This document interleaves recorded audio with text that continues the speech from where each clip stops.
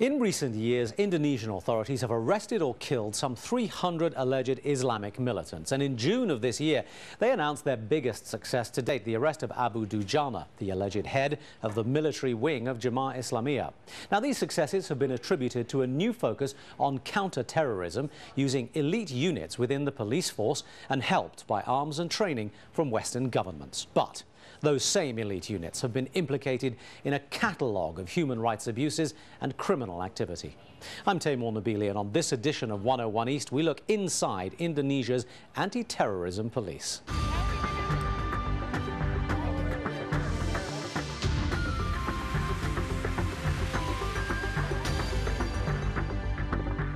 BRIMOB is one of the oldest special operations units within the Indonesian police force. And within BRIMOB itself, the newer units, Detachment 88 and Gegana, are spearheading the current fight against terrorism. 101 East has been granted rare access to BRIMOB and Gegana training. Fauzia Ibrahim reports. They're Indonesia's front line in the war on terror, the country's top police force in training. They're part of the Mobile Brigade, better known by its acronym BRIMOB. They're trained in anti-terror and bomb disposal operations and are deployed in emergency situations. Being part of the 34,000-strong BRIMOB means being part of an elite force.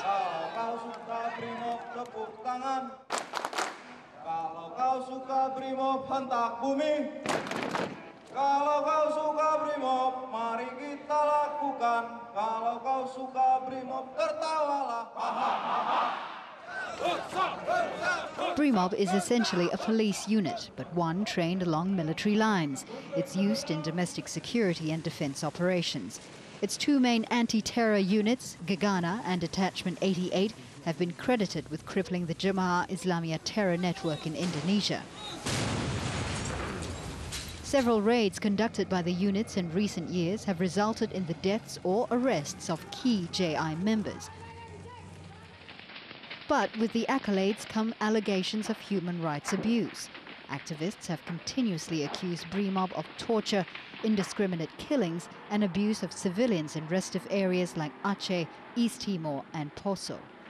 The action and also the paradigm behind policemen is more or less the same with the army. So they usually treated the others as enemy. So the doctrine, killed or to be killed, that's the doctrine of a military person, isn't it? A recent Human Rights Watch report is typical of the abuse allegations against BRIMOB. HRW's investigations in the province of Papua turned up 14 cases of alleged human rights violations, including rape, murder, torture and ill treatment. The report claims the police unit had used excessive, brutal and lethal force against civilians while seeking out militants. The HRW goes on to accuse BRIMOB of encouraging a culture of impunity and that members continue to act as if they are above the law. In response, BRIMOB has promised to conduct its own investigations into the allegations and to punish those found guilty. The force is keen to clean up its tarnished image and insists they have revised their operations. Doktrinnya dirubah. Motonya, jiwa ragaku demi kemanusiaan. Our doctrine has changed. Our motto is now, my heart and soul for all of humanity. It's important that we set a good example. We have an internal judicial process. So if anyone targets citizens or violates human rights or is found to have committed torture, they will face our judicial process. If they're guilty, they'll be punished. We feel that if you commit a crime, you should face the consequences. Some observers, however, say BRIMOB may have been pressured to change its tactics by sponsors who can no longer ignore the reports of abuse. Indonesia's elite police force is backed by countries like the United States and Australia in their fight against terrorists. Ya, kami memang menerima bantuan dari Amerika. Yes, we receive help from America in the form of anti-terrorism training. We conduct exercises with the ICRC and Germany's Defense Force. When it comes to our weapons, we buy them through credit export and soft loans from Britain and Australia. The funding is relative. Yeah, there is no definite number of the funding, but they just need the training for this special team. Yeah, I don't want to say the number of the funding, and I don't know that. While these foreign sponsors may be uncomfortable with the level of accountability of Indonesia's security forces, a recent study was more critical. A report co-authored by the Indonesian Institute of Defense and Strategic Studies found the security sector has been too slow to implement changes legislated over 5 years ago. For some, the reforms have come too late. 25-year-old Ponimin is paralyzed from the waist down. He says he was shot by BRIMOB police 7 years ago during a riot in his village. Ponimin had been trying to escape the violence when he felt the bullet hit him, causing him to fall into a ditch. That's when 7 BRIMOB policemen turned on him. They beat me with their hands and legs. They pressed the gun barrel to my head so hard, it left an imprint on my skin. I was in so much pain that it got to the point where I could not feel any more pain because the attack was so savage. They took turns hitting me, treating me like a ball. They pulled me out of the ditch by my jacket. They keep shouting, "Let him die." At the same time, I was beaten on my left thigh. Shortly after that, I was shot again and beaten some more. At that point, I left my fate to God. I was prepared to die because I was at their mercy. In that situation, there was nothing I could do. Ponimin was eventually rescued by a villager and taken to safety. He's angry that none of the BRIMOB policemen who attacked him have been brought to justice.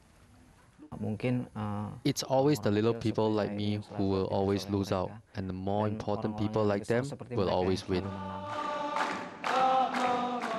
Ponimin remains skeptical about the nation's security forces' ability to reform, and until ordinary Indonesians are convinced that they have changed, they'll run the risk of being seen as a threat rather than a protector of the people.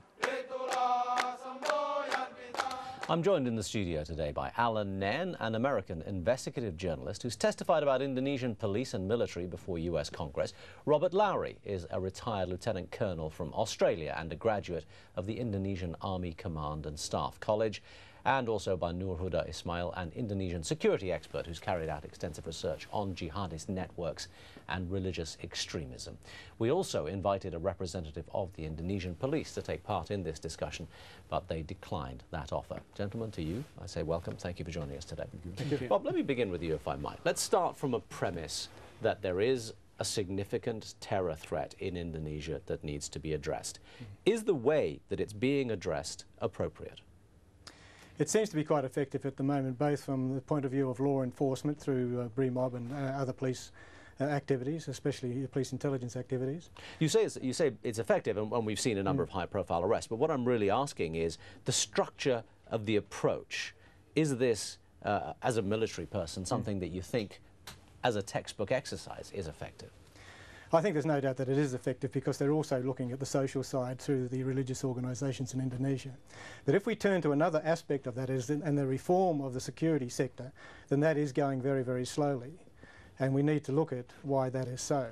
To you, Nur Huda Ismail, you've studied the terrorism situation from the inside perspective. What do you think? Is the approach being taken an effective one, and is it necessarily yielding any results in terms of the cultural approach that Bob was mentioning? Gradually, I think the Indonesian police started to learn how to handle this terrorist network.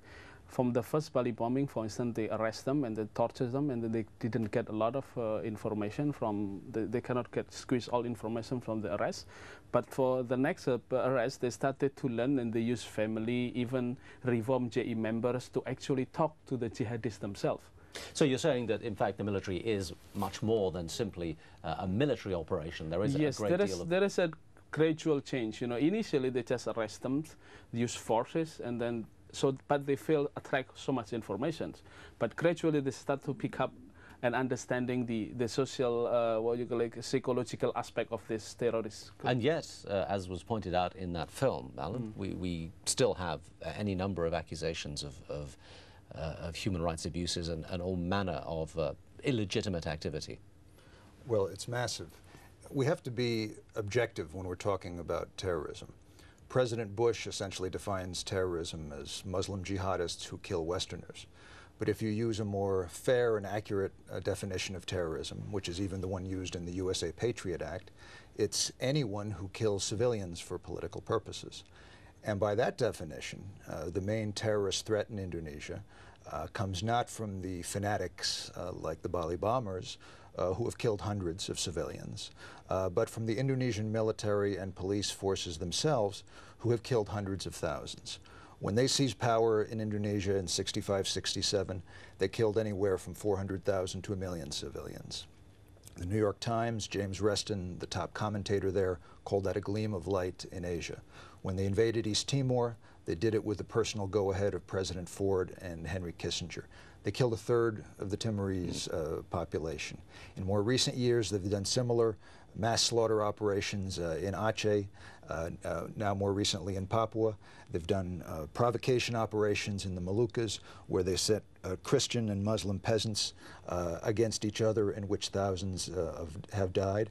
BRIMOB itself, which is just one of many very menacing security forces, was notorious for using checkpoints in Aceh to take women and rape, and they're now doing political rapes in Papua. So they're the larger threat. What we have here is a circumstance under which we've got two issues that need to be addressed then, isn't it, Bob? First, the terrorism and the success against the terrorist threat, which it seems is yielding some results.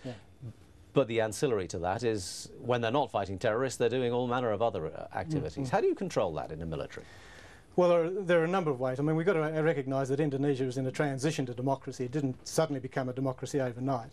And so lots of things have got to be put in place, like the legislation, like the supervision, like the reform of the whole concept of policing in Indonesia.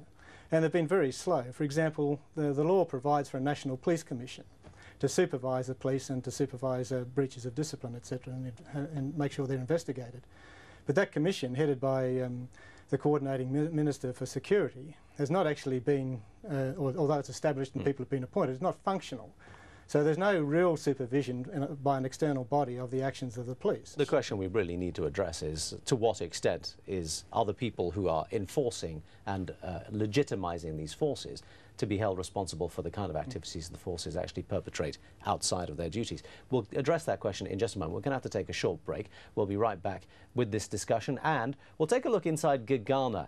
We'll hear from one officer what it's like working for Indonesian Police's Special Operations Unit.